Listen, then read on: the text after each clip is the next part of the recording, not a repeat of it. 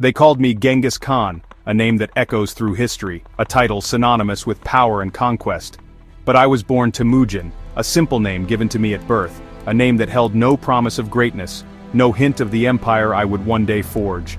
Just a nobody, a nameless face on the vast and unforgiving Mongolian steppe, a land of endless horizons and brutal realities where survival was a daily struggle.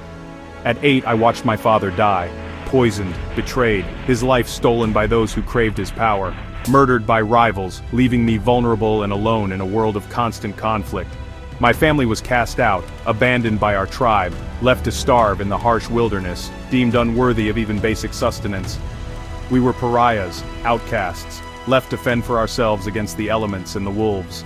I learned early trust is hard-won, a precious commodity to be guarded fiercely, earned through unwavering loyalty and proven dedication. And mercy is rare, a weakness to be exploited, a luxury we could not afford in our desperate fight for survival.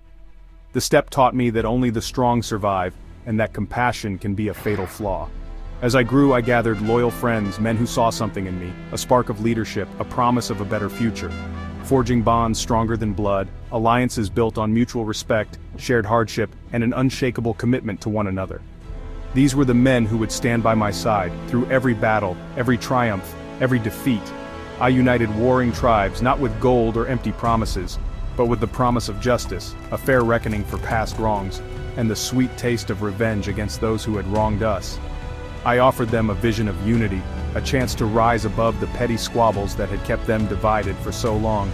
My name spread like wildfire across the steppe, carried on the wind, whispered in hushed tones around campfires. Feared from the Great Wall to the Caspian Sea, a legend in the making, a force to be reckoned with. Empires trembled at the mention of my name, knowing that the Mongol horde was on the march. I demanded loyalty, unwavering and absolute, but I rewarded it too, with riches, power, and a place in my inner circle. My generals were chosen by merit, not birth or social standing, but by their skill, their courage, and their unwavering dedication to the cause.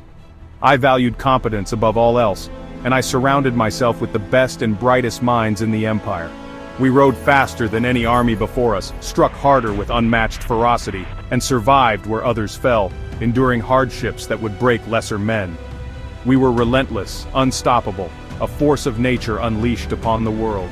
Cities fell before my horsemen, their walls crumbling, their defenses shattered by the might of the Mongol horde. Some called us barbarians, savages who delighted in destruction and bloodshed.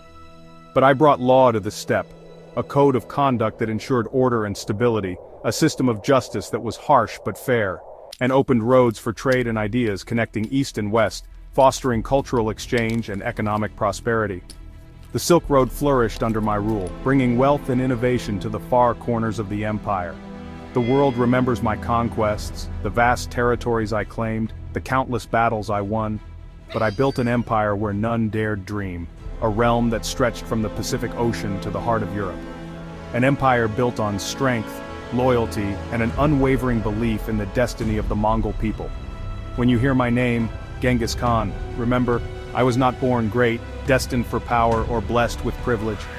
I became Genghis Khan because the world, in all its cruelty and injustice, forced me to rise, to fight, to conquer, and to forge my own destiny. I am the product of hardship, the embodiment of resilience, and a testament to the power of the human spirit to overcome any obstacle.